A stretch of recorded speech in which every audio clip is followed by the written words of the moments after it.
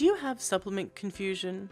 Do you wish you could speak to an expert and figure out what you should take and why? If so, then you'll definitely want to go to takeyoursupplements.com because they let you speak to a holistic health coach for free.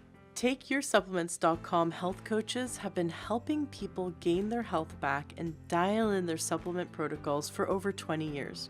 Our health coaches want to help you gain your health back naturally with the best holistic medicine. They work with the highest quality vitamins, minerals, and herbs to support you in increasing your health and achieving your fitness goals. More energy, mental clarity, balanced hormones and blood sugar, better sleep, stamina, fertility, immune and digestive health.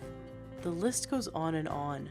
Natural medicine gives your body the raw building blocks it needs to create new healthy tissue, repair and heal. Everyone who supports their body's ability to heal itself with the right natural medicine protocols feels and sees a substantial positive shift in their well-being.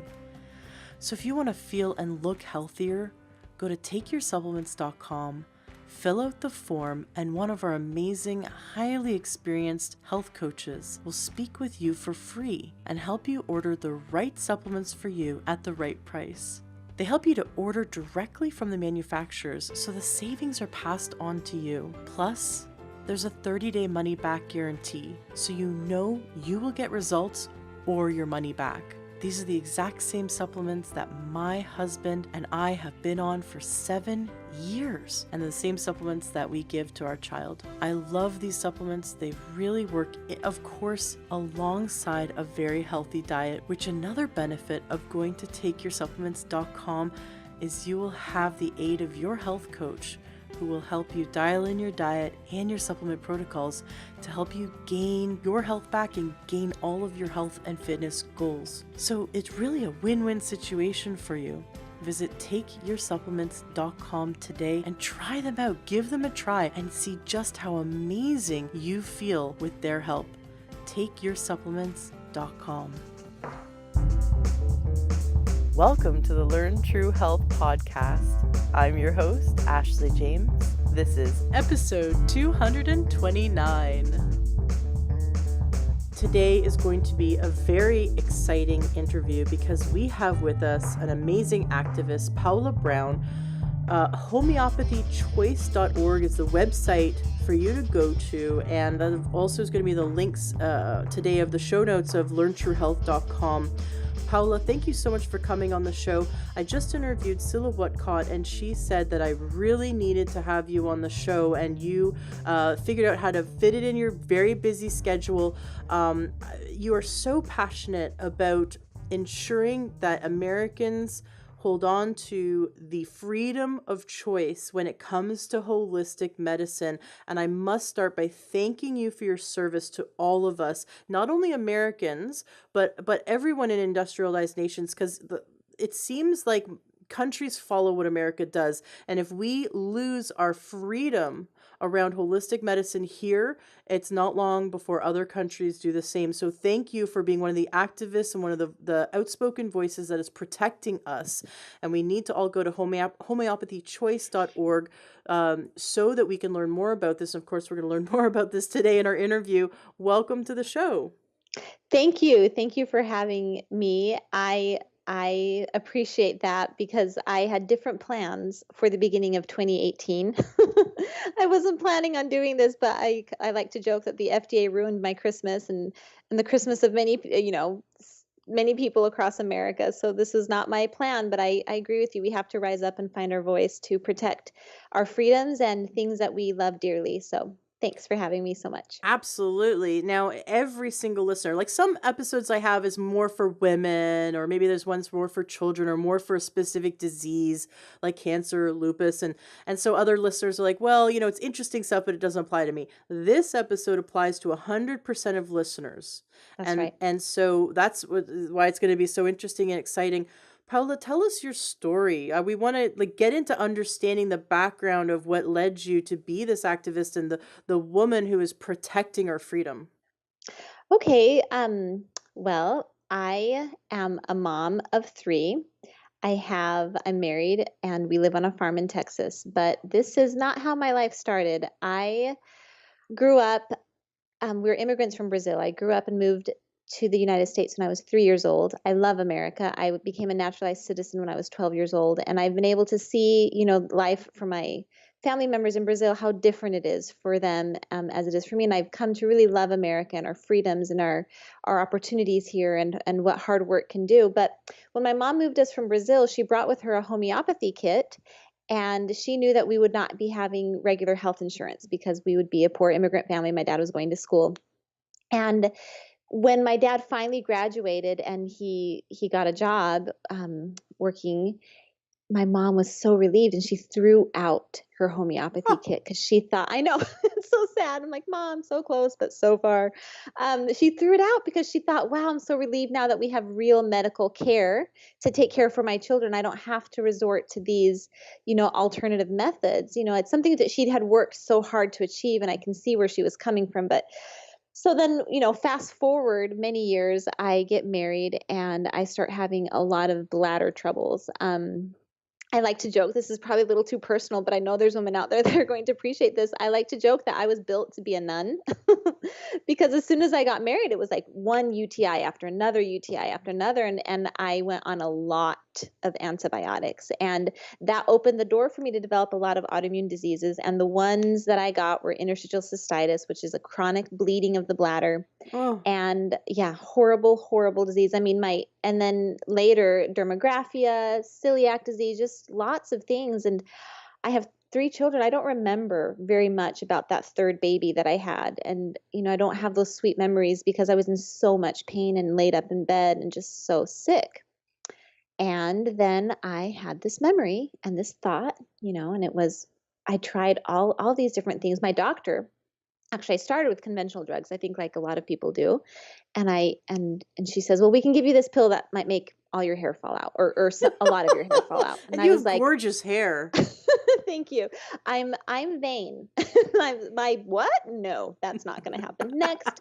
And she said, okay, well, we can cut the nerve to your bladder so you don't feel the bladder anymore. And I said, well, how will I know when to pee? You pee on a schedule. Well, what if I get another infection? Because interstitial cystitis isn't an infection anymore. It's more chronic, non-infectious bleeding, but you can still get those infections. And she says, well, you'll know when it gets to your kidneys because you'll have a fever and a really bad backache. And I'm like, well, that's like when you go sepsis. Like, okay, next.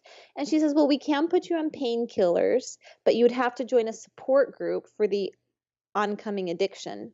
Feel like this poor woman, I know, she was writing my obituary. And, here we are 12 years later, and there's this like massive opiate addiction problem in the United States. And I looked at her, and I mean, I was offended. She was a nice doctor, very nice woman, but what was coming out of her mouth felt like she was writing my obituary as I sat there. And I was 25. I just had my second baby. I felt like I had a lot of life to live. And I looked at her and I said, I'm sorry, but this is crazy. Like, these options are crazy. What? I mean, no. And she reached across the table and she took me by the hand and she said, then you'll do it right. Then you'll find a better way. And then she says, Wow. but I can't help you. And that was a big epiphany for me. It was this big moment where I was like, there is another way. I searched for a long time, tried a lot of different natural things that made more sense than homeopathy, because homeopathy for the newcomer does not make sense. And we can talk about that. But she opened that door for me. And after several years of trying different natural things that are wonderful and have helped a lot of people, but they didn't help me until I found homeopathy, I had that thought, what about that stuff my mom used when I was a kid? What about that? And then the rest is history. I mean, I'm 100% cured of the bladder condition. My dermographia is completely cured, and I can say that because I'm not a health professional. I'm just a mom, and I can say whatever I want. And it cured me. I'm not in perfect health, but oh my gosh, I live a robust life on this farm in Texas. We milk a cow twice a day, chickens. We have this enormous garden. We have 9 beds, 4 foot by 35 foot long.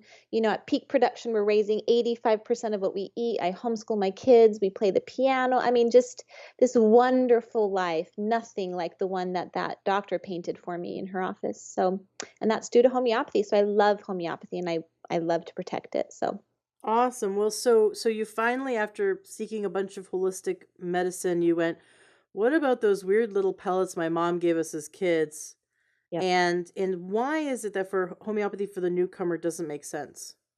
So let me just give a quick definition. It's a specific paradigm within natural medicine. Everyone thinks, that it means just generally speaking natural medicine, like holistic, a blanket term for holistic medicine. Like I never herbs. yes, like herbs. And I tell people, saying you're going to go buy some homeopathy and coming home with herbs is like saying you're going to go get an acupuncture and coming home with like a juiced smoothie or something. It's has nothing has one thing has nothing to do with the other, but it's a specific paradigm within natural medicine. It's commonly found in health food stores. So, like if you go to like your local Whole Foods, you can find a case of boron brand homeopathy remedies. There's Highlands. There's lots of different brands, and they look like little blue bottles, like look like chapstick tubes, right? And there's little pellets inside, and what it is it homeopathy uses ultra diluted substances, natural substances, but after they are prepared into the homeopathic form, they become completely non-toxic because they're diluted down. And so this is why it's hard for people to digest the concept, is because truly when a homeopathic remedy goes from its material gross substance and is diluted down into a homeopathic remedy, for many years it was considered chemically water, pure water with no more trace amounts of that original substance. That's how much it gets diluted. And there's a specific, pharmacological process to do that dilution. It has to be well done and carefully done by a pharmacy. But it's basically water. And today, we know with our ability to study nanoparticles, we can see that there's nano trace amounts, that are, again, not discernible to until recent, of that original substance. And so, what's so interesting about homeopathy is you can use some poisonous substances and dilute those down, and it becomes a homeopathic version of that substance.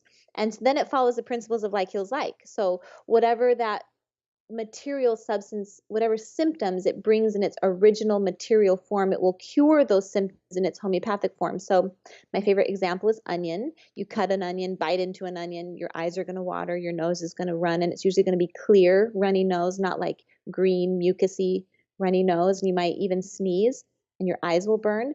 Well, what kind of symptoms look like that? It's seasonal allergies is a good example. For some people, their eyes water, their nose runs. It's that clear egg white, runny nose. And so for those types of allergy symptoms, allium cepa would be a good homeopathic remedy to uproot and cure that. And So allium cepa is basically a watered down onion. yeah, that's right. We use the Latin words in homeopathy to identify the remedies. And so, it's kind of cool because you have these toxic things like arsenic, and when it becomes diluted down into a homeopathic medicine, it's arsenicum album. And then if, you happen to accidentally food poison your entire family with bad broth, I'm talking about myself here. You don't have to go to the hospital and get your stomach pumps because you have arsenicum album, and you save your whole family and say I'm sorry. So Nice. I heard isn't Nux vomica for people who are vomiting uncontrollably? yeah, Nux vomica can be really, really great for that. I personally, with my family, when we vomit, we can't even hold down water. And in that instance, that tends to be a little bit more arsenicum album. So anytime we have the stomach flu, or like I said, when I accidentally food poisoned my entire family, arsenicum, arsenicum album was there to the rescue. So That's so cool. Well, some of my listeners have heard this story, but I'll share it with you and the listeners who haven't. So, my husband and so I had polycystic ovarian syndrome. I no longer have it. I no longer have type 2 diabetes. There's a list of things I no longer have because I healed them using natural medicine. And my husband and I were married for 6 years and were actively quote unquote trying to have a baby, totally natural, just like, my husband and I would joke that, it's a lot of fun practicing, right, to have a kid. But I Right. wasn't conceiving because I had polycystic ovarian syndrome. And so working with all this natural medicine, it's slow and steady. It's kind of like watching ice melt in the springtime. It's like if you watch it, it feels like it's not melting, but you look a month later, it's like, wow, look at the progress. So I was using natural medicine, diet and supplements and all kinds of natural medicine. And all of a sudden I didn't know I was pregnant. All right. So I did not know. But I thought I was in the middle of a lot of stuff with our business, and we were in the middle of moving, packing, Ooh.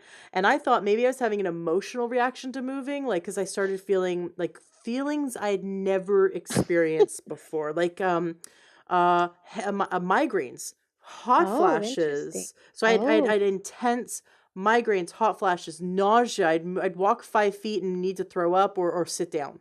And so I'm thinking, I am either sick and I'm having a fever, or I'm having an emotional. I thought, okay, maybe I'm having an emotional reaction to moving. Like this is like an the upheaval and it's stress. a stress. Mm-hmm. And so I kept feeling and beating myself, felt guilty because I'd be sitting there while my husband's packing. And I'm like, I know I'm just looking like a lazy slob, but really, like if I move, I'm going to throw up. And so we were Oh, driving down to Portland from Seattle because we had a big business event we were putting on with a naturopath actually.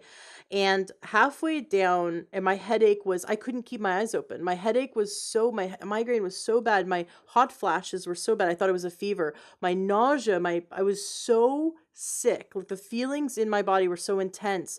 I said to my husband, can you, I got it. Like, and I don't ever take Advil or anything like that, but I'm like, I need Advil. So I said, can you please pull over to this pharmacy over here? And I was trying not to tell him that what I was gonna do first is a pregnancy test, because I thought, okay, he'll just wait in the car, and because before I even take some Advil, I just want to rule out pregnancy and this like really oh, off smart. chance Mm-hmm. that it could possibly be maybe 1% could be pregnancy. And so he was like, well, I could just pull into this gas station. You can buy some Advil. I'm like, no, okay. Then now finally I have to explain to him, okay, no, listen, we're going to go to this pharmacy over here because I'm going to do a pregnancy test. And he's like, what? And I'm like, well, I mean, all these symptoms are weird and maybe it's pregnancy, but before I start taking some Advil, I just want to be sure. So he's all like, we got to bounce it a step. And he starts looking at me like, I don't know if I want a kid. Maybe I do want a kid. Wait, I'm Oh, not sure. I'm like, well, too it's late now, too late buddy. now.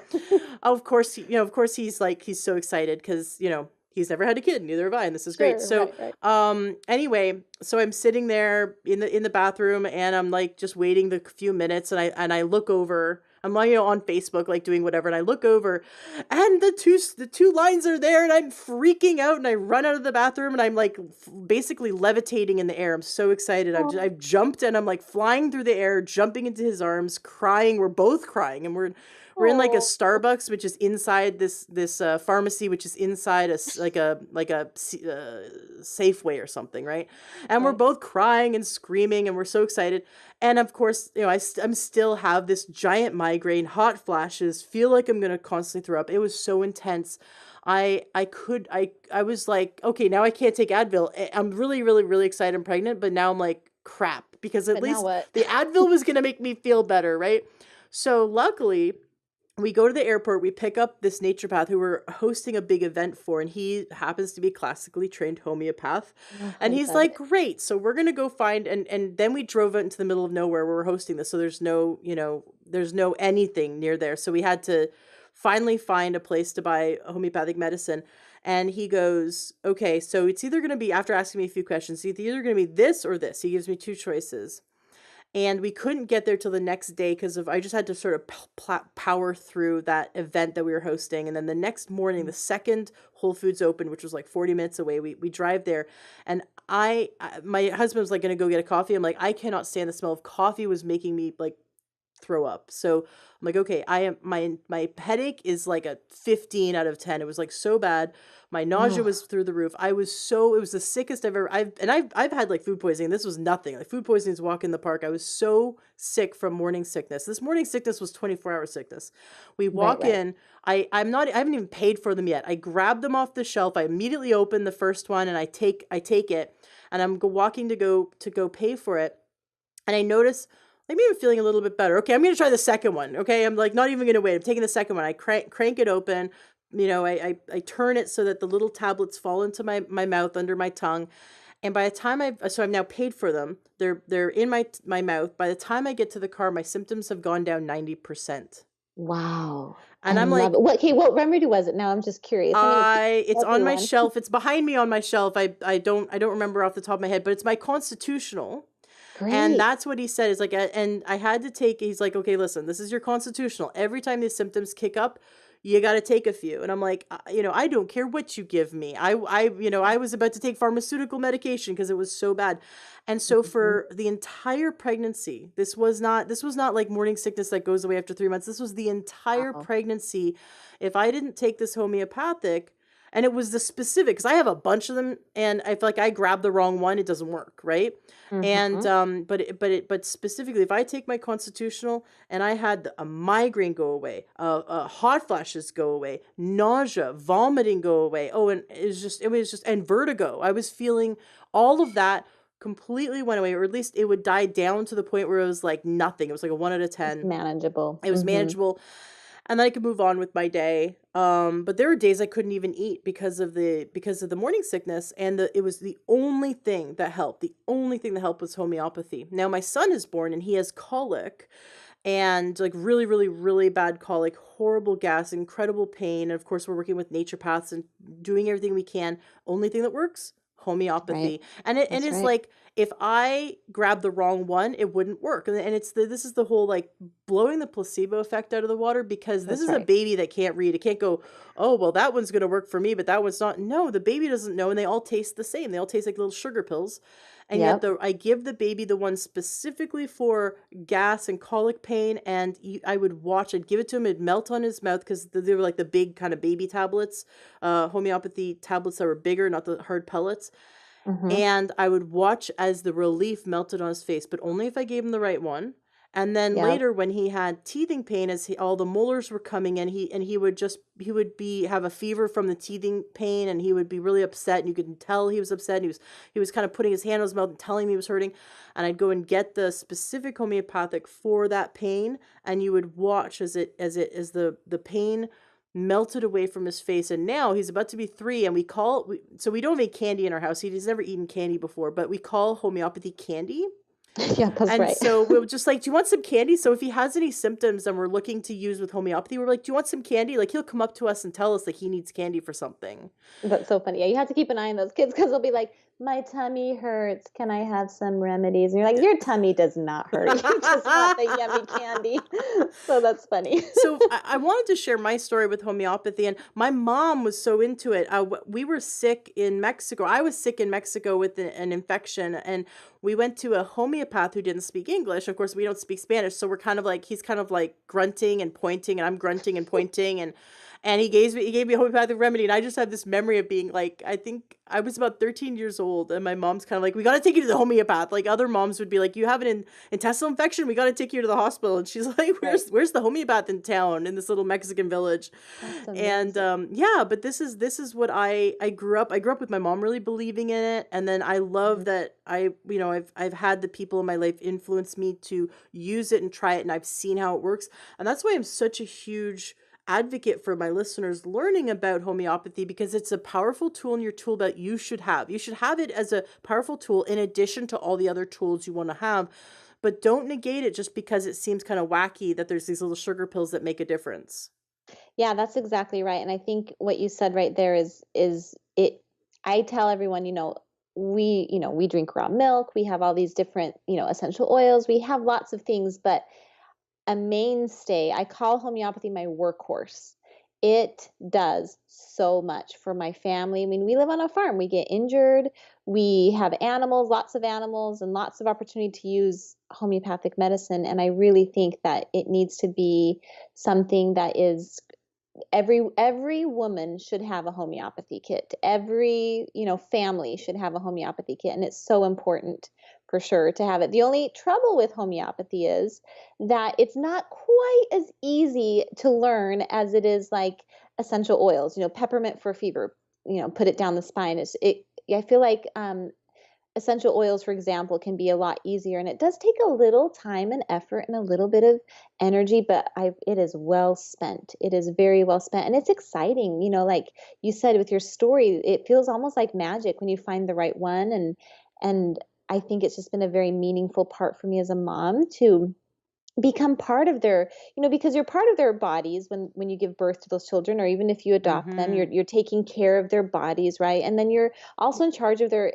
we homeschool, so I'm especially in charge of their intellectual well-being, and their spiritual upbringing, if you have faith or whatever your beliefs are. But this homeopathy, as a mom, being able to heal your children with this brings an even deeper level of connection with your children that I find was not there before I used homeopathy in my family.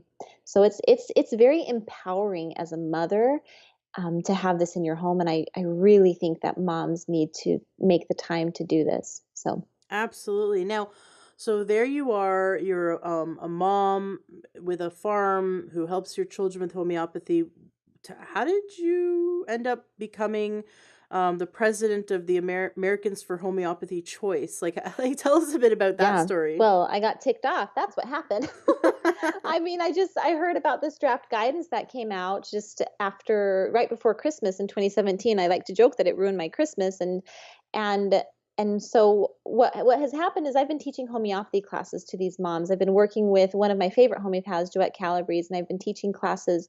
I ghost wrote a book with her, and I teach one of her classes. And so over the years, I've garnered a lot of students that I've taught. And then when this came out, everybody was asking me, should we be worried about this? And I did some investigating, and I talked to, people in the industry, and I said, yes, we should be very worried about this. And they were like, okay, tell us what to do. And so we all got together and put our heads together, and we formed this organization. It's a pop-up organization that pretty much overnight we put together. And so we have, right now, I think 75 volunteers that are, I call it high heels on the ground, not boots on the ground, but high heels on the ground, contacting our senators. So if you go to homeopathychoice.org, you can see that we have two main missions right now. We're trying to get the attention of the President of the United States. So, like or hate Trump, he's the one that appointed the head of the FDA, Scott Gottlieb. And so we want to get his attention to try and check him,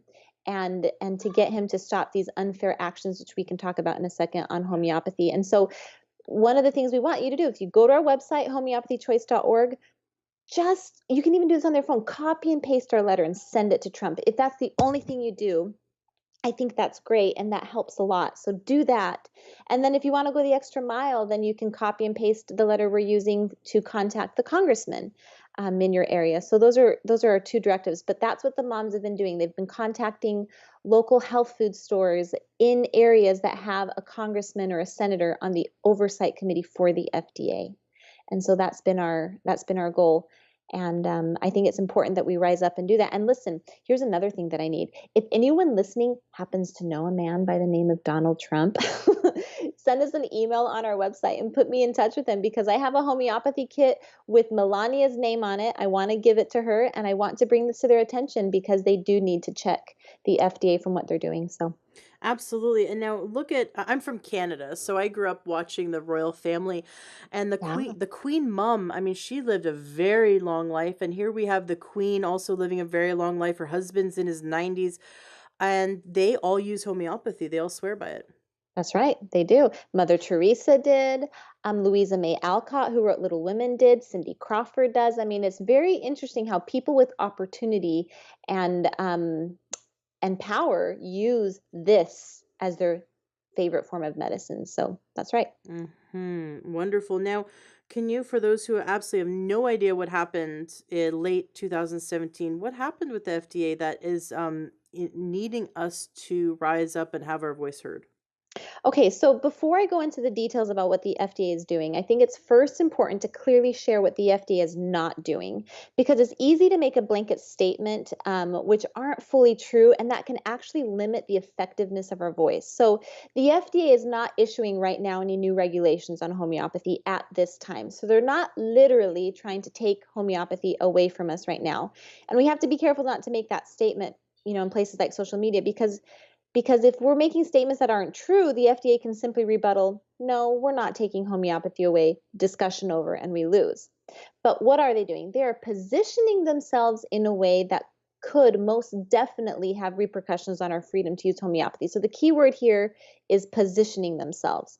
So let me explain what's going on. So December 2017, the FDA issued a draft guidance, and it was titled Drug Products Labeled as Homeopathic. Okay, so that's a rough draft. And they said when they release the final draft, they will withdraw something called the Compliance Policy Guide, Section 400.400, the CPG 400.400, okay? And so to kind of explain the situation, I like to do this analogy on football. We just had the Super Bowl over here in the US a couple weeks ago. So here we have the FDA, and they're like the coach, right? And we're all playing this game of homeopathy, right? Then the team of players is like the homeopathic industry. Okay, so you got your pharmacies, your manufacturers, those are the individual players. Now, the coach, he has to run plays to make the industry and the game run, right? So he uses this playbook, and it's the CPG 400.400. And that playbook helps the players operate successfully within the rules of the game. And the rules of the game are laws set in place by Congress. That's something really unique about homeopathy. You know, in the United States, essential oils, supplements, they're not regulated by the FDA. But homeopathy is regulated by the FDA. So the Food, Drug, and Cosmetic Act has something called the Homeopathic Pharmacopoeia of the United States. And that is the laws set in place for homeopathy by Congress. So those are the rules of the game. Okay, so now what's happening is the coach, the FDA, is saying they're going to throw out the CPG 400.400, the playbook. So that creates a lot of confusion on the playing field because what kind of new plays are they going to run? They're not being clear on what kind of new plays they're going to run. What if they're bad plays? Now the players have to kind of guess and read the coach's mind and try and run plays that they don't fully understand. And worse, what if the plays actually break the laws? They break the rules of the game. Does the referee, does Congress notice? Mm. So there's a lot of opportunity to make a whole mess of the field. And here's the other thing too.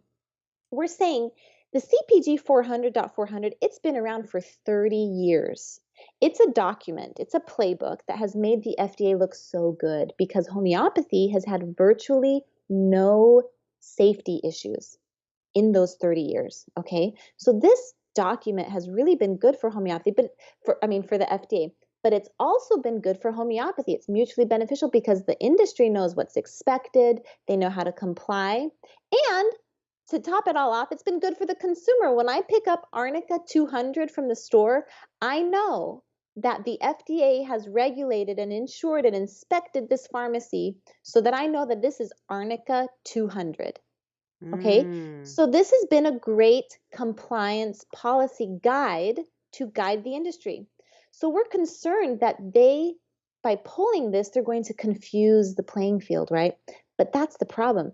I'm suspicious that they want that confusion, okay? Because then the FDA can say, oh, looks like you guys are having a hard time complying. You guys are a little confused. Let me make some new regulations. Let me regulate this industry more because you guys are having a hard time.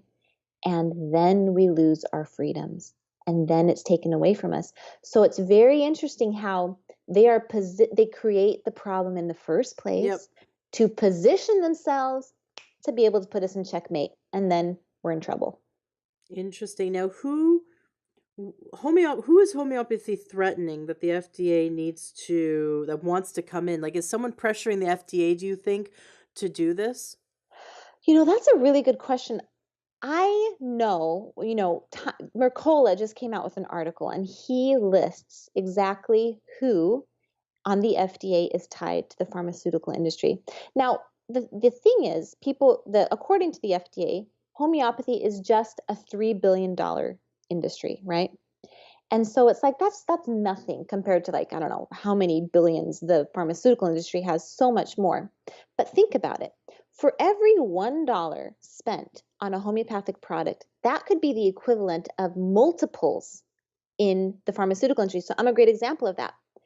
Think about all those drugs I could have taken for my bladder condition, all those Mm. procedures, the medical devices, and instead I used a few different remedies in my whole journey, but like Cantharis 200, that was a huge part of healing my bladder.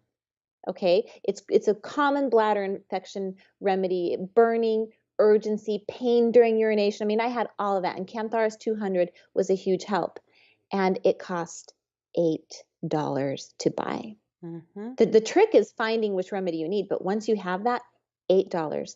So you see, all of the money over 12 years that I could have donated to the industry, but instead homeopathy nipped it in the bud. So that $3 billion industry in the market, to me, it could be multiples of much more if people were using drugs, because one drug begets another, which begets another surgery. It just keeps going on and on.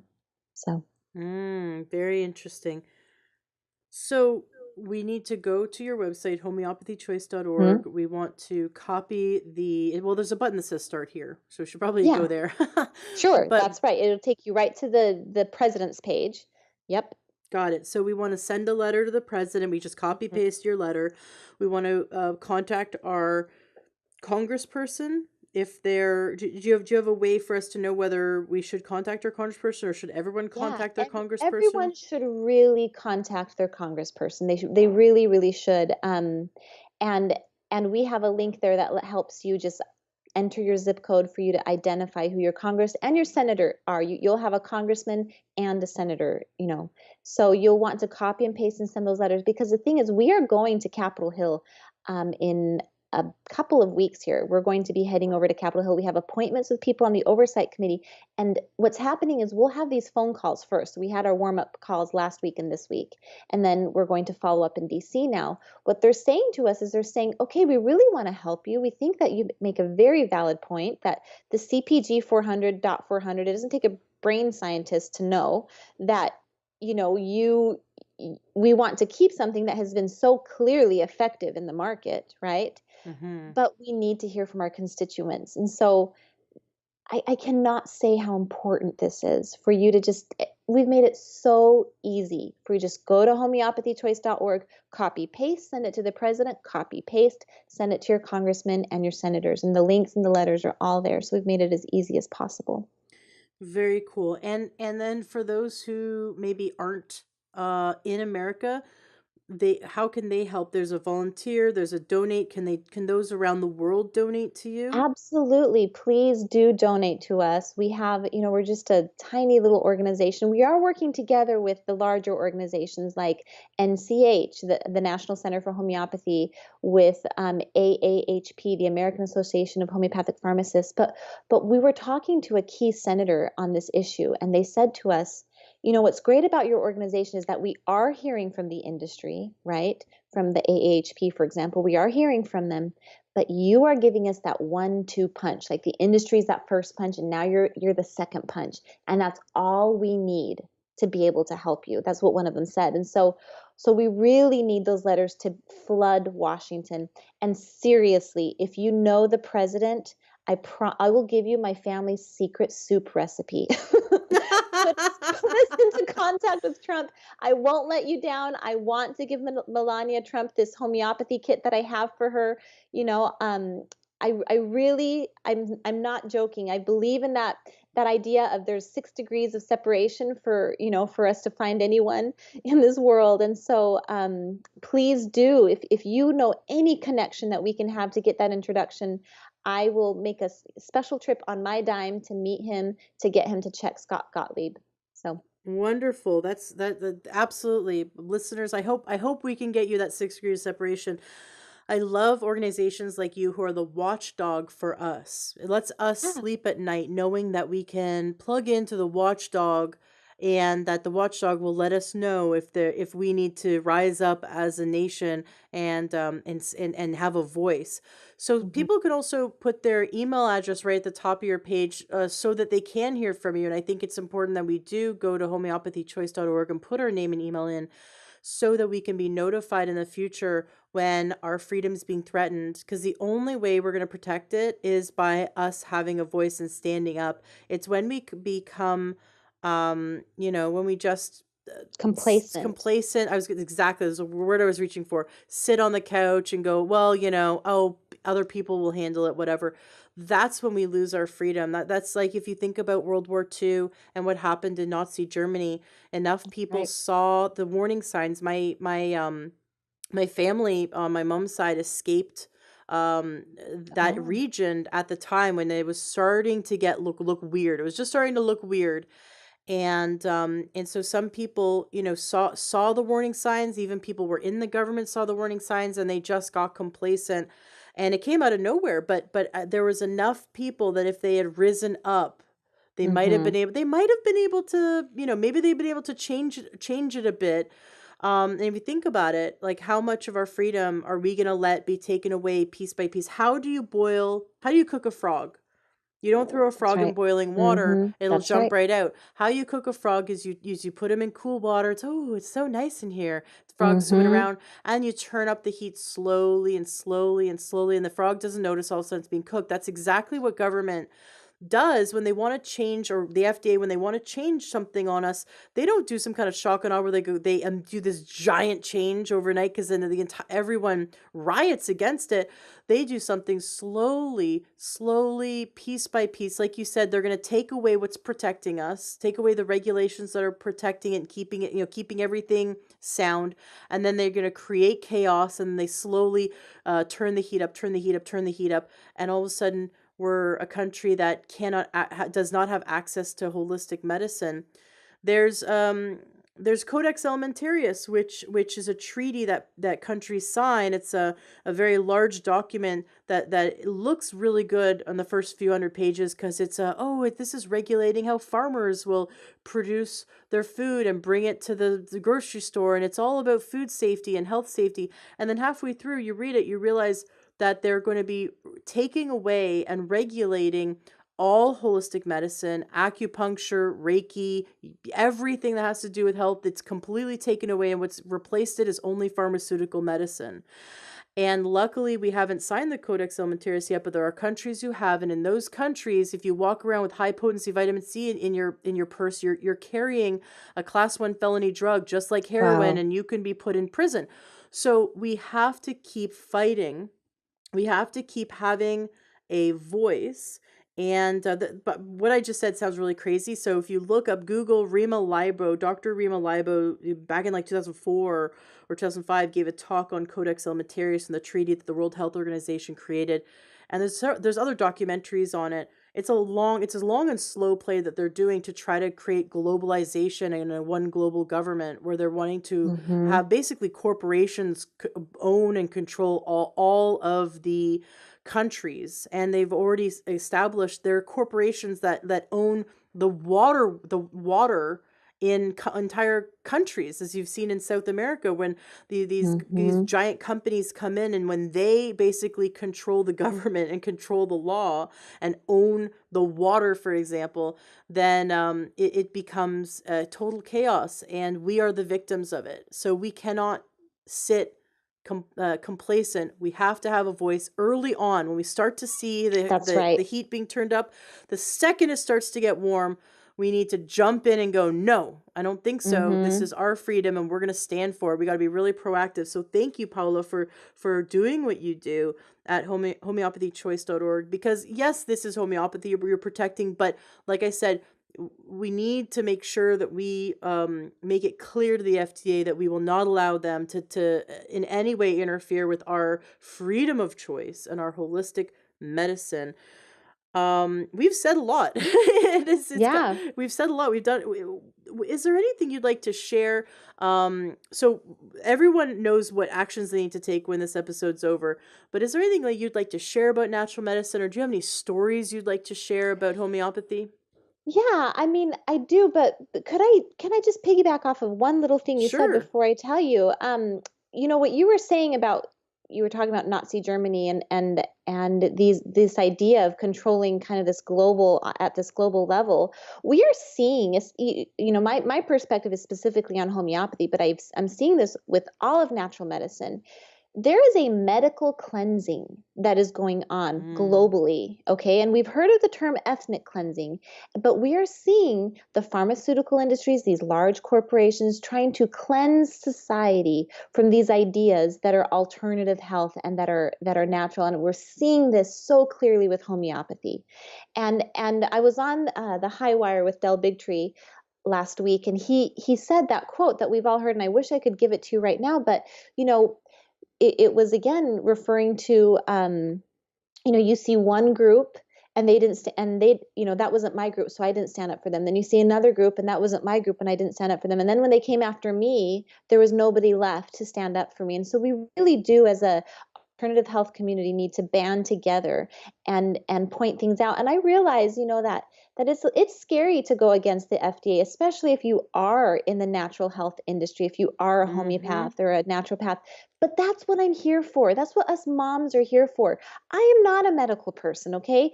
I am happy to play bad cop, to stand up and point something out, because I'm not, taking care of people and their medical needs. And I'm in a position to have a unique voice. And I want to be that voice, to stand up and protect my homeopaths who have healed my family and healed my body and given my life back. And so I think that's really important. And you wanted to you were asking me about my personal experiences. Moms in particular have a very unique voice here and a very unique relationship with homeopathy. And we are particularly offended by what the FDA's draft guidance is doing. And I kind of wanted to go into that a little bit and Yeah, let's explain do it. why. Okay, so the FDA said in their draft guidance, quote, people may be placing their trust and money in therapies that may bring little to no benefit. And, quote, the FDA has a responsibility to protect the public from products that may not deliver any benefit. Okay, so a mother's perspective on that statement is that the FDA thinks that we are too stupid to be able to determine whether or not a remedy works. Okay, but the ironic thing is here that in general, mothers who use homeopathy, especially in the United States, are highly educated. Okay, I speak 3 languages, I have a master's degree, and most moms who use this medicine are well educated individuals. Okay, and so I'm holding in my hand right now my favorite homeopathy remedy kit. It holds 100 remedies all inside this neat little box. And to learn about these remedies, it takes work, learning and understanding. And mothers who use homeopathy are dedicated to putting in that time and effort and energy. Okay, we are the ones who are best suited to evaluate the homeopathic products for our families. And if you're a mom and you're listening to the show and you don't know about homeopathy, I welcome you to join in and learn this. But the FDA should not get inside my head and regulate my ability to determine whether or not, homeopathy is right for our family. And that's exactly what they're saying. And they're saying that in black and white on that draft guidance when they say, the FDA has a responsibility to protect products that may not deliver any benefit. So then I have to kind of rebuttal, like, what is the FDA thinking? Like, what's going through their head? So I realize that the FDA has to regulate and protect like the lowest common denominator, the most vulnerable in the population.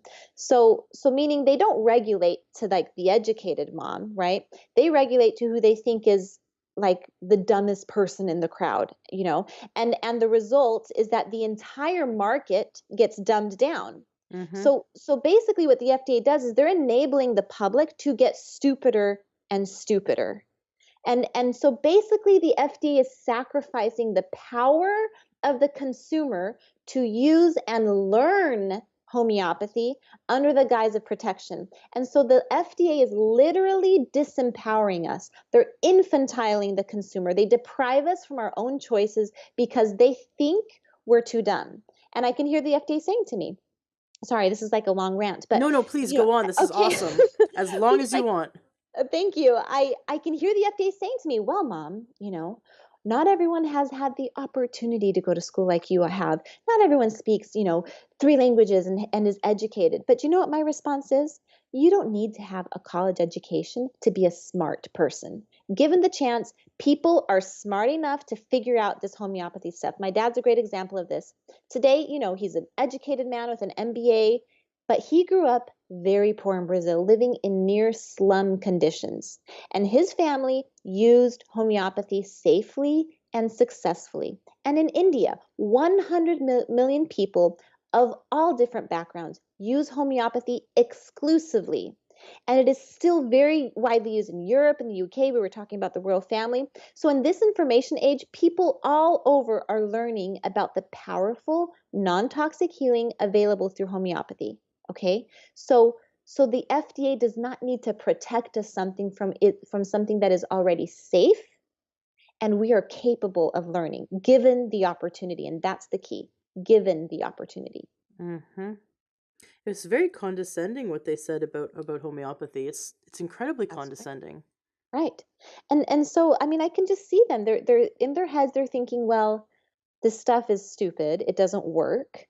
And we need to protect the public from like foregoing actual real medical treatment, whatever medicine they epitomize, because we need to protect them from this. But that is not their job. Your job, Mr. FDA, is to make sure when I pick up Arnica 200, it's Arnica 200. Leave the rest up to the people. That is our role. We decide for ourselves. Yeah, and the FDA isn't an expert in homeopathy and they don't Mhm. respect it. So we just want them to make sure that the formula is clean and that's what it's supposed to be. And Right. they're not an expert in it. So how Yep. dare they have an opinion on it? Right. But the thing is, at the end of the day, like it or not, being a mom today is political. What you do as a mom is political, Ugh. and that's going to poke everyone. Do you give your family raw milk? Do you hold out on giving Tylenol to your children for fevers, or do you instead hydrate their body and trust their ability to heal? Do you vaccinate? Everything we do as a mom today is controversial and political. But the bottom line is we should have the freedom to choose how we care for our families. Absolutely. Homeopathy is non toxic, it's safe, it's used all over the world, and we want the right to continue to use this.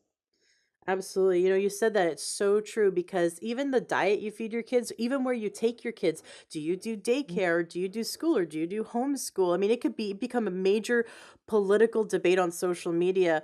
Yeah. Any opinion that you have, but even like gluten free, or you let your kids eat McDonald's, or you don't do any sugar, or it's like every single choice you make for your kids, or even like, do you let your kid? My kid is about to be 3. He's a 3-year-old boy, and he has long blonde hair, and I can't believe how many people have said, "Well, when are you gonna get it cut?" And I'm like, "What? It's none of your business." Like I he has know. long hair and he likes his long hair. Like why does just because he's a boy, why does he need to have it cut? Like, I mean, it Right. becomes like, and then there's the whole big gender debate. Like, oh, don't force a gender on them, or you call them a she or Yeah. he, or don't call them a she or he. And it's like every single thing you do as a parent is a political Is debate. scrutinized. That's right. Exactly. I mean, that's funny that you bring up the McDonald's things. My daughter was invited to a birthday party and it was at a McDonald's little playhouse thing.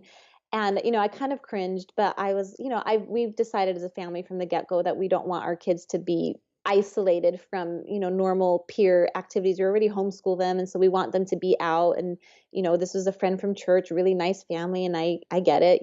Hosting birthday parties is crazy, and that's what they decided to do. So I took her there, and so about halfway through the party, the mom had taken the orders from all the kids, and she came up to me and she said, your daughter doesn't know what a Happy Meal is?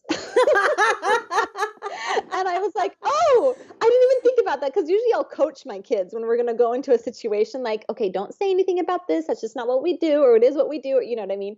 And so I kind of laughed and I was like, "Well, yeah, I guess we really don't come to McDonald's," and she was really nice about it. We were both laughing and I didn't make a big deal about it, but you're right. Mothering is political, especially in this day and age. We all have our opinions, and it is what it is.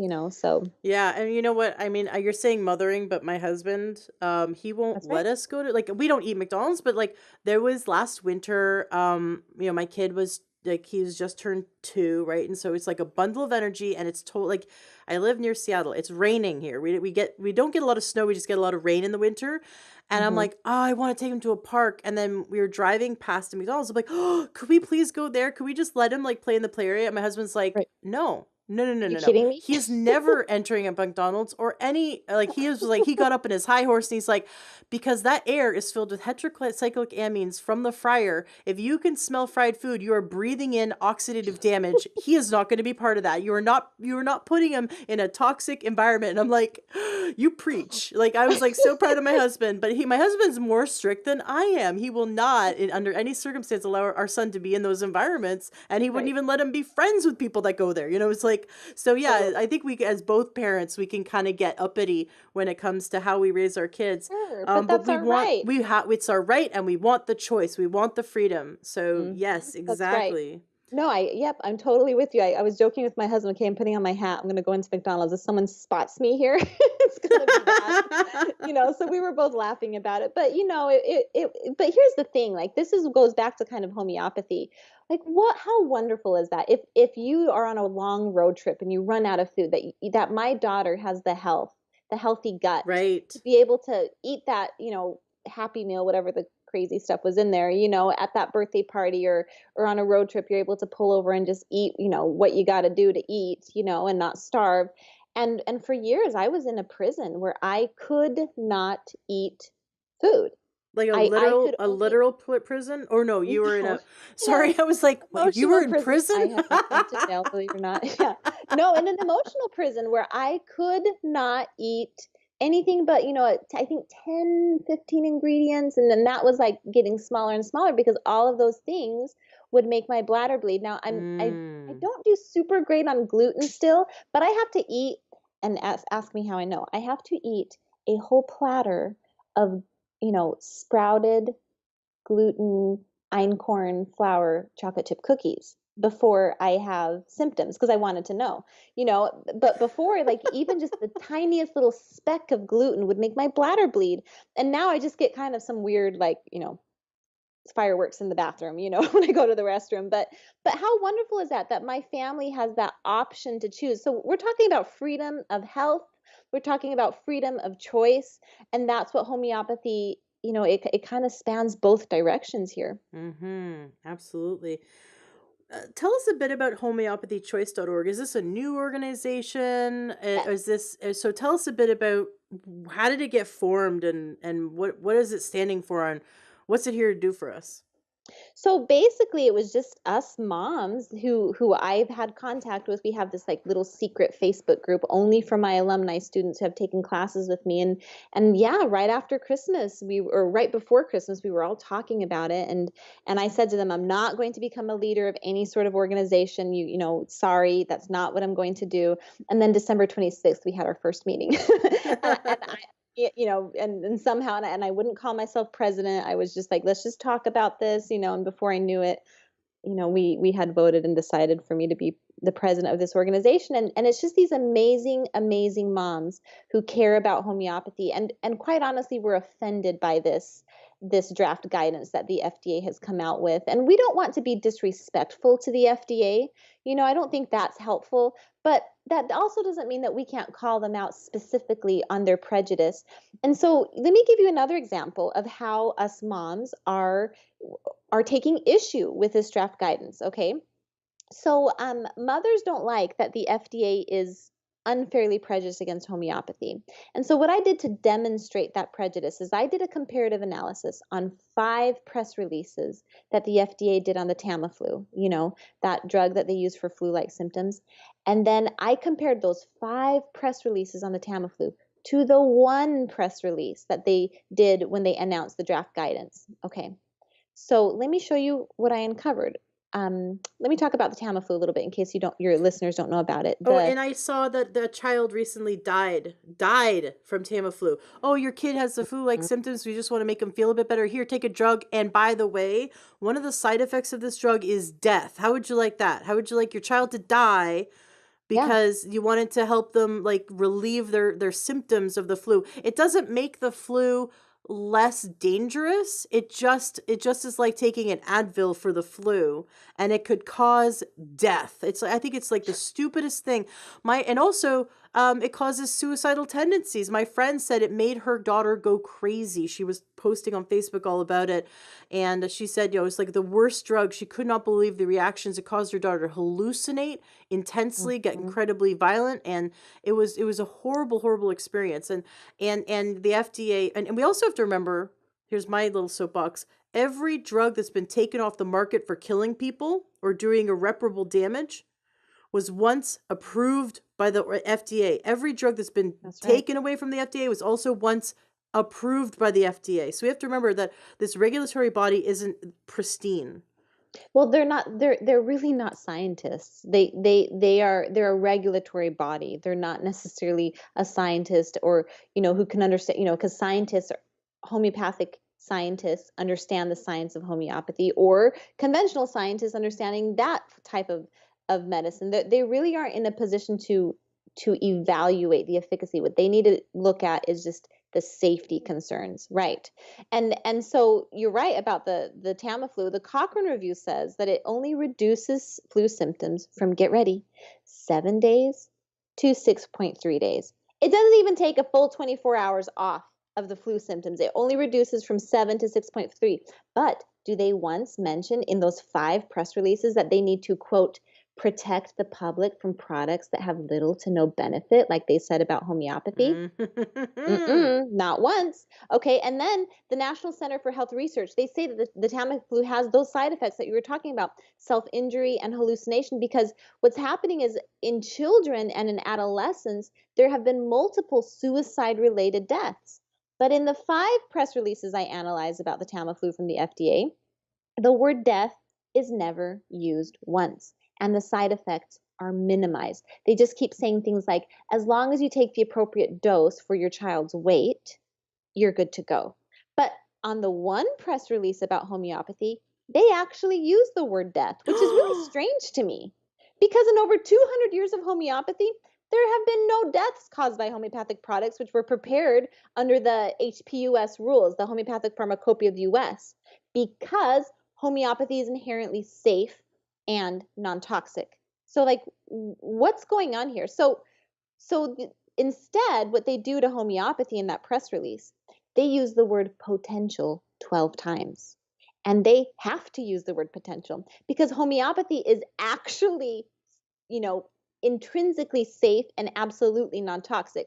So they have to use the word potential because they don't have any proof that it's dangerous. So they maximize the potential danger, which they didn't do with the Tamiflu, which has actually caused multiple documented deaths, right? And instead, they're using the word potential 12 times and the word risk 17 times to maximize that fear. And then here it keeps getting worse. Like, just brace yourself. Then the FDA says in that press release that they need to protect vulnerable populations from homeopathy. Vulnerable populations, they're talking about like children, elderly people, people with immune compromisations, like maybe someone on chemo, right? They need to protect them. But don't forget that the Tamiflu suicides are occurring mostly with children and adolescents. But I guess they're not worried about those vulnerable populations. They're worried about the kids who are using non toxic homeopathy. Great logic. Then finally, this is like the kicker. In that press release about homeopathy, the FDA compares a homeopathic medicine, which by their definition is completely non toxic. They have ensured that remedy to be non toxic per their regulations. They compare it to rat poison. They use the word rodent poison. The very medicine they have regulated and ensured to be safe and non toxic is now somehow rat poison. So there's absolutely prejudice. I mean, this is ridiculous. The prejudice then has been picked up by the mainstream media and they're running with it. We're seeing articles like the FDA cracks down on homeopathy from NPR. CBS News has some, Fortune magazine, and then if you look further down on that Google search, you'll see NBC News saying FDA cracks down on snake oil homeopathy. So I'm not delusional. What the FDA is doing is launching a smear campaign. It is a medical cleansing of our society to try and remove homeopathy, to remove this ideology that they disagree with. And that's what they're doing. Amazing. You keep saying this medical cleansing, and it reminds me of back about 150 years ago. which of course we were all around back then, don't you remember? But back 150 years ago, there was, the playing field was more even. There were these small institutions that you could go to learn allopathic medicine, pharmacy-based medicine. The beginning, the very, very beginning of that, right? Which is, of course, the roots of that are come from herbalism.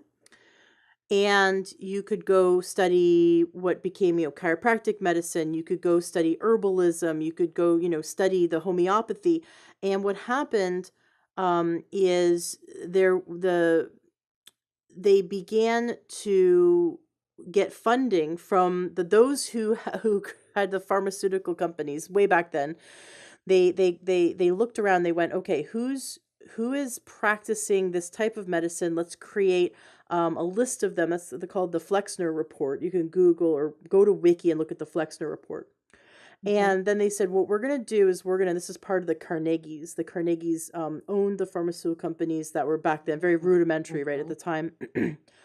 And they went to all the universities that were teaching medical school, which back then the medical schools were teaching a lot of natural medicine, right? Because that's what we've had for however many hundreds of thousands of years on this planet. This is the type of medicine. I hate that we call natural medicine alternative medicine, because it's what alternative to what? It is the medicine. It's like That's right. allopathic pharmaceutical based medicine is only about 100 years old. And it walks around and acts like it's the only medicine, and everything else is quackery. Yeah. And what they did is the AMA, the very early beginning. So here we have the Carnegies who went around to all the medical colleges and said, we will donate $1 million. And that was back then was like $1 billion, right? We'll donate $1 million if you stop teaching all this other stuff and you only teach medicine that has to do with selling our drugs. Wow. So they blackmailed, or they not blackmailed, they bribed them. They bribed all of the universities to stop teaching natural medicine. And then those that were still going to teach natural medicine, they said, okay, well, we've got to start getting people to go to hospitals and use our doctors and that sell our drugs Instead. instead. Yep. And so I learned about this specifically from when I studied with I went to 2 birthing classes when I was pregnant. I went with Penny Simpkin, who's the creator of doulas. I don't know if you know what a doula is. Yes. Okay, so Penny Yep. Simpkin is the creator of doulas, and I took my birthing class with her, and then I also took a birthing class with a hypnobirther, I love it. who is I've had her on the show, and so they showed me pictures. It's really, really interesting. They showed me pictures from newspapers and magazines that were like 70, 80, 90 years old, 100 years old. Wow. These pictures are with the AMA published. And back then that we had, most people followed the newspapers and the magazines, and that's how we kind of were influenced. Right now it's TV. Back then it was the written media was the main way you could control the masses, right? And so what they did was they put, and you can still find them, like I'm sure you could Google them, but you can find these horrific ads, these slander campaigns, these fear-mongering slander campaigns that the AMA did to convince women that going to a midwife was the worst thing you could do. And they'd have these pictures of witches, like think of the cartoon witches from like the 1950s Disney, like with the wart on the nose and the crooked teeth and holding an apple, like going, hee, you eat my poison apple. And it would say something like, you don't want to get the diseases from these third world, midwives, come to our clean, pristine hospital for your birth. And they did this to chiropractors. Finally, chiropractors, they had a massive slander campaign against chiropractors, and they finally won, but they had already been doctors, MDs for many years, over 30 years, told their patients, do not go to a chiropractor, they'll kill you. And finally, the Chiropractic Association fought and finally won, but the damage was already done. There's an entire population, entire generation that believes that chiropractors are quacks because they were told for many years. So we have chiropractic medicine that was for many years being had a slander campaign against it. We Yep. converted as families. We used to have our mothers and sisters and aunts would give birth to our children, would help us give birth in our own bed, and that was totally healthy and normal. And then all of a sudden, in one generation, they can brainwash and convince an entire population to go to the hospital for everything from birth to death, because they looked like they sat around, these hospitals sat around and went, how can we make money? Well, we've got to convince people they need to be in our hospital for the things that happen to everyone, right? If they get a sore Mm-hmm. throat enough, they need their tonsils out. If they, like they just kind of thought, well, what possible things could we just get everyone to do so we can make sure that we get as much money out of everyone as possible? And they have disempowered us because they've taken away the knowledge. It was one generation of people that weren't learning how to birth their family members, how to help the family members give birth. And now all of a sudden we no longer have this knowledge, because we used to, a few generations ago, your great grandmother and your great great grandmother knew how to do everything the midwife does, right? Because That's that was right. passed on. And so That's they've right. taken away our knowledge. They've taken away the knowledge that kept getting passed down, and made it so you have to go to this. Oh, you have to go to the sterile hospital. Which now we see, if you look at the birth rates, or the babies that pass away, Mm-hmm. we have a very low rate of success compared to That's right. many other. I think it was like 33 other countries where babies survive beyond infancy more than us. And we just Mm-hmm. walk around thinking like, oh, we're in America. We have the best. We have the best system. We have the best health system. You know that America and Americans are the number one country in the world that spends the most amount of money on this allopathic medical system, this drug-based Mm-hmm. system.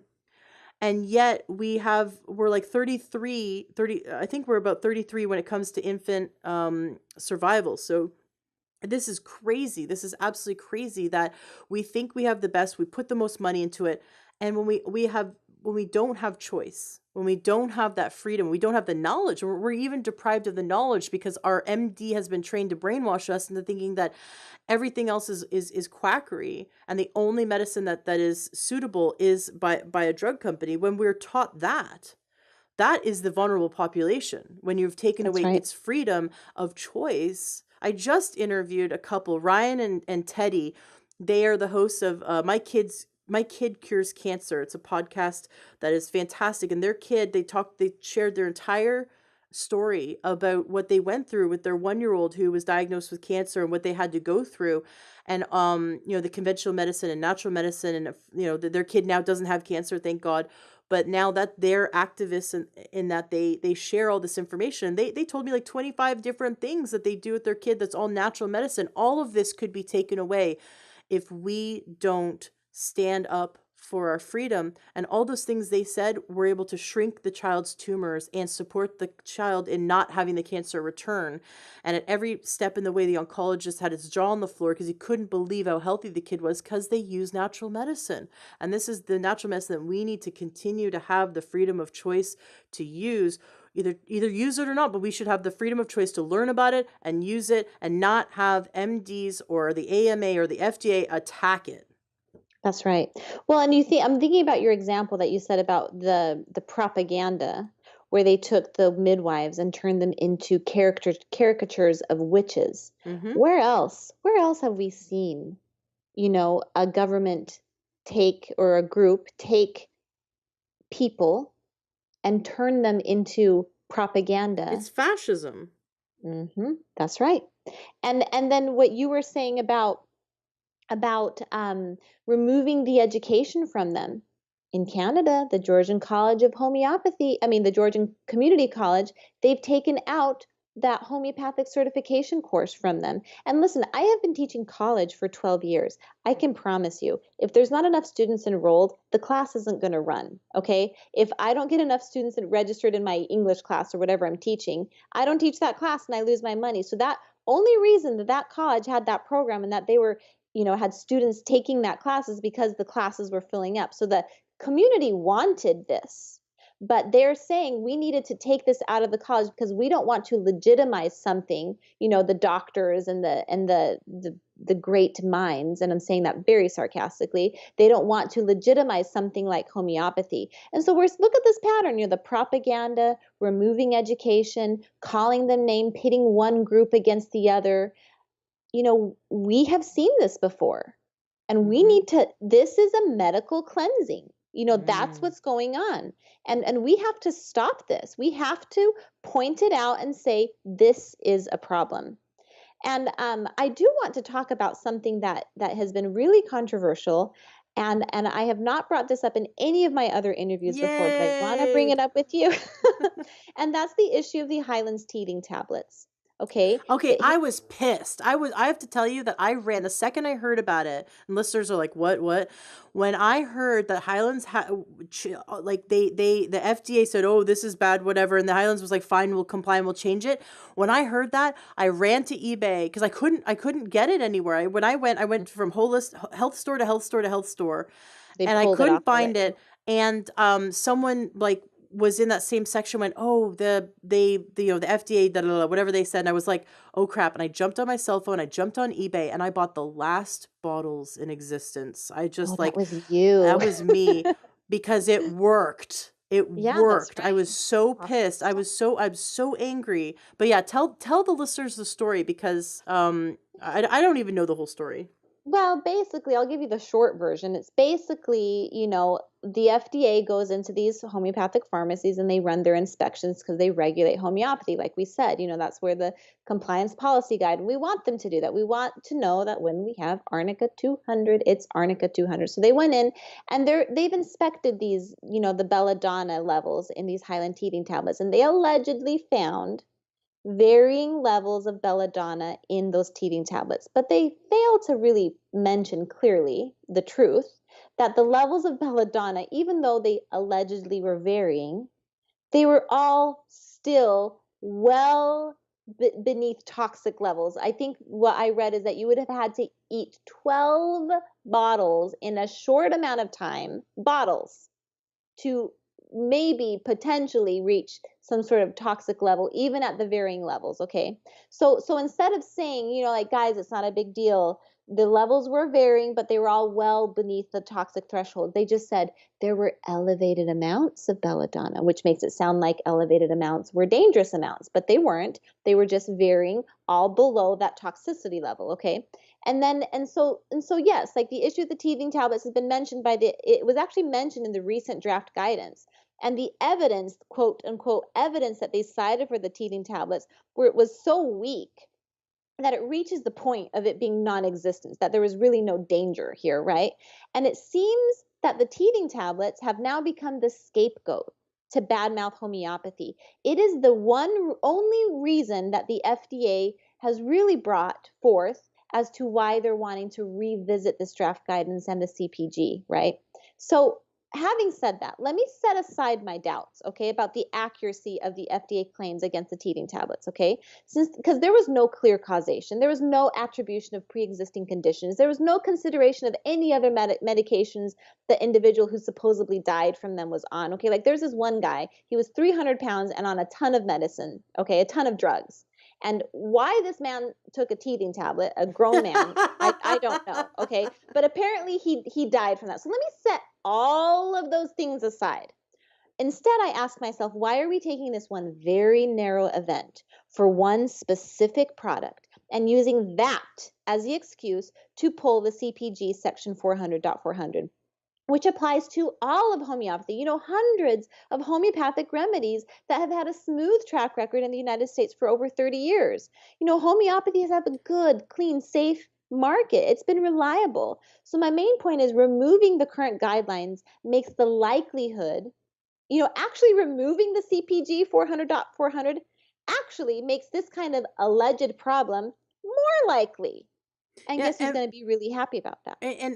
this fat, the 300-pound man who was on a bunch of medications, who allegedly ate a teething tablet and then died. Um, when 8-pound babies can, or 20-pound babies can take it and have no problem. Why didn't the FDA go after all the medication that guy was on? That's exactly right. I mean, but that's the point. You know, legally, I've talked to a constitutional lawyer about this very issue. It's legally speaking, it's a very complicated issue. But the question still stands. Why are we using this one very narrow event over one specific product as the excuse to do this to all of homeopathy? I mean, that's so setting aside my doubts, like this is stupid. I mean, this is ridiculous. You're posing the homeopathic market to be even more confusing and more concerning for more mistakes like this to happen. Come on, in 30 years, this is the one big issue that's happened. That's a pretty good track record. I don't think that the conventional drug has that kind of a track record. I mean, drugs are pulled off the market all the time. It's ridiculous. I mean, it's Exactly. ridiculous. Yeah, So, absolutely. Now, you had mentioned that your students in a private Facebook group tucked away were the yes. founders of homeopathychoice.org. How does one become your student? Do you teach homeopathy? So I do teach classes. I would love to do another interview someday in the future where I can talk more about the classes I teach. I teach some really awesome classes, but guess what? I don't want to talk about it right now No because I am problem. so worried about homeopathy that I just want to focus on this. But let's do it.